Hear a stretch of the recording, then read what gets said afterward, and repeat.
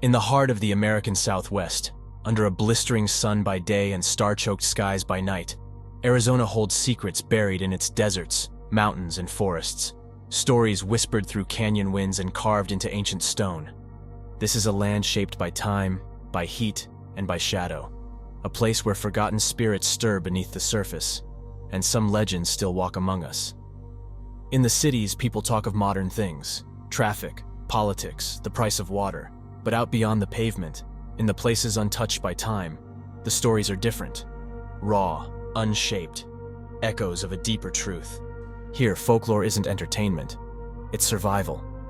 The desert has its ghosts, the forests have their monsters, and somewhere between, the boundary between myth and memory thins, and sometimes disappears entirely. These are Arizona's urban legends, not told for fun, but remembered out of fear. And the first takes us to the north, where the air cools, the forests deepen, and something ancient still walks the rim. Urban legend, number 1, the Mogulan Monster. The Mogulan Rim cuts across Arizona like a jagged wound, stretching more than 200 miles from northern Yavapai County to the White Mountains in the east.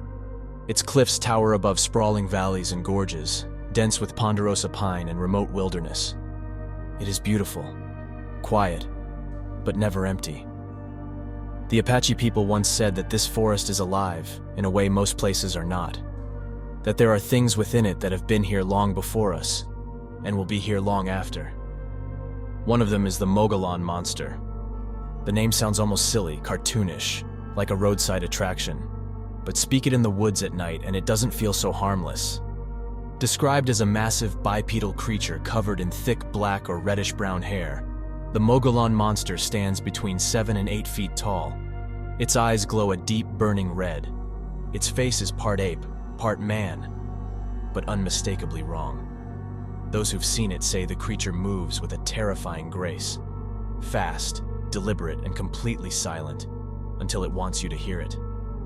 Then comes the scream, a cry that splits the air like a crack of thunder, deep, guttural, and long, more primal than anything born from the natural world.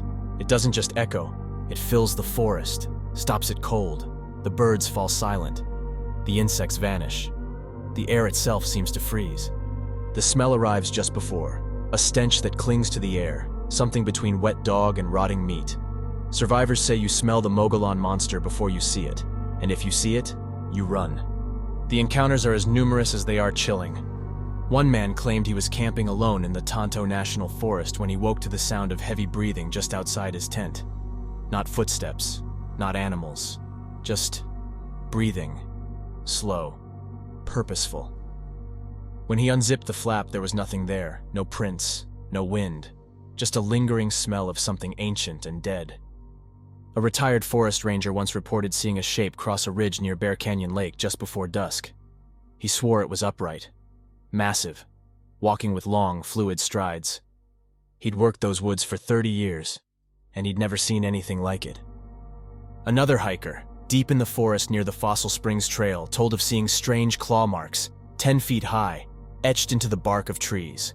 Fresh, too clean for any bear, too erratic for human tools.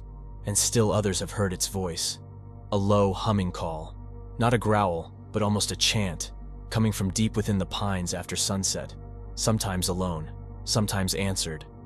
Local native traditions speak of a creature not born but changed, a man who defied the natural order, who desecrated sacred ground and was punished by the spirits, transformed into something not quite human, cursed to wander the rim forever, filled with rage and sorrow.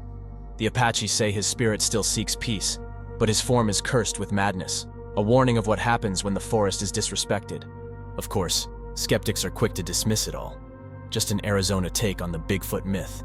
A bear standing on 2 legs, a trick of the light. Campfire tales told to scare tourists. But the stories don't stop. They come from hunters, rangers, soldiers, families. People who were not looking for monsters, but who found something they couldn't explain. And they all speak of the same thing. Something massive, watching, listening, and never far. The Rim Country has places untouched by man, trails that lead into silence, forests so thick, even GPS gives up. And in those places, it waits.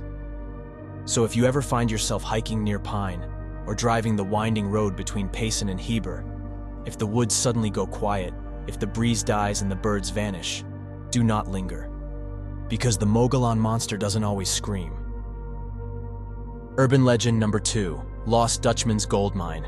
In the eastern shadow of Phoenix, rising like jagged teeth from the desert floor, stand the Superstition Mountains, ancient, silent, and steeped in legend. To the untrained eye, they're nothing more than sunburned stone and thorny brush. But to those who know the stories, they're a graveyard. Because somewhere in those mountains, buried deep within a canyon or hidden behind a crumbling wall of rock, lies a fortune in gold and a deadly curse. This is the legend of the Lost Dutchman's Gold Mine. It began in the 1800s when Spanish explorers and missionaries roamed what is now Arizona.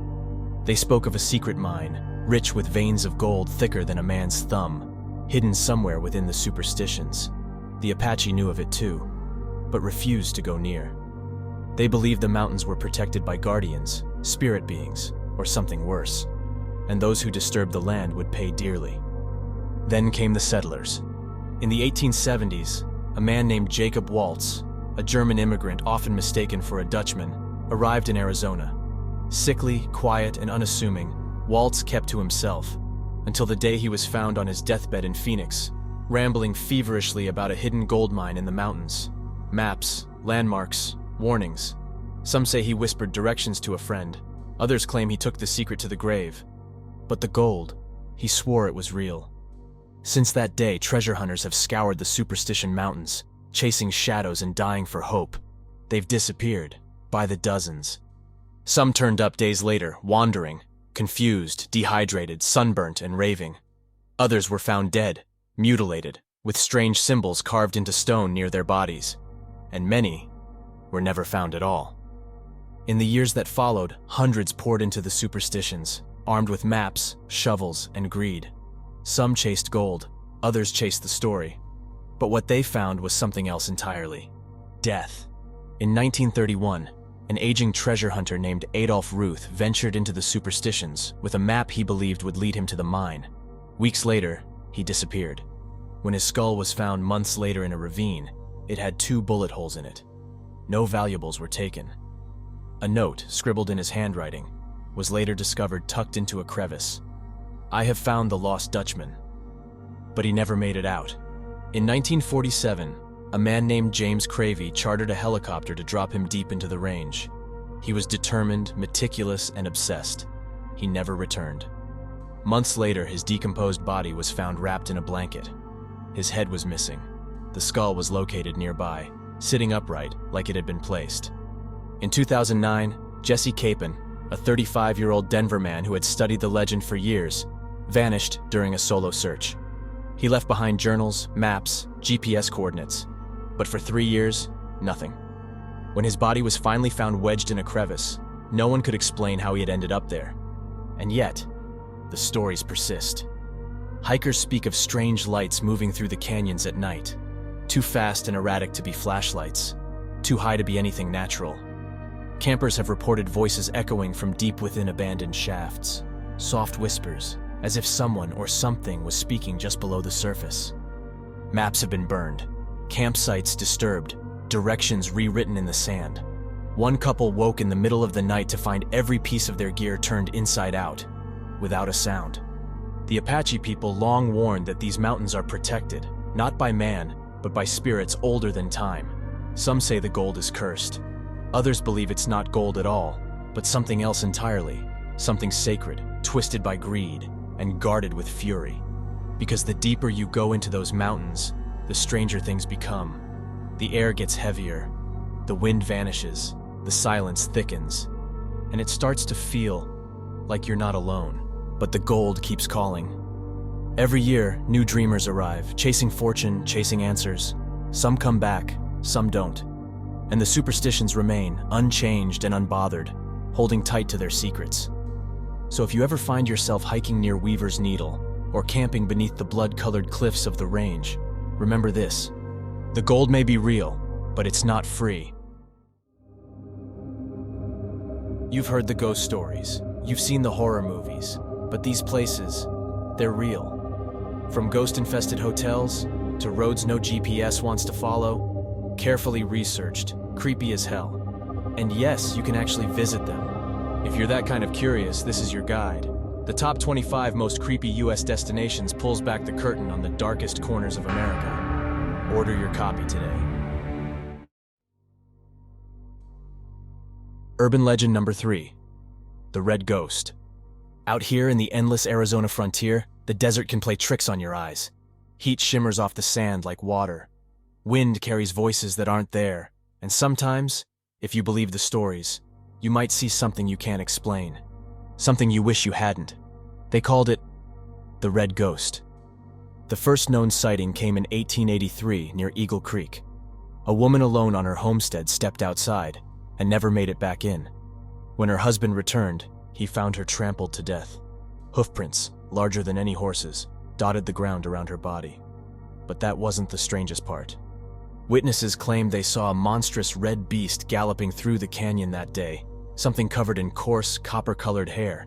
Something with a figure strapped to its back. Not a rider, a corpse. Some said it was a ghost, a demon, a punishment from God. Over the following years, sightings grew. A rancher near the Salt River claimed he fired at the creature, only to watch it vanish into the brush, leaving behind a clump of long, reddish hair.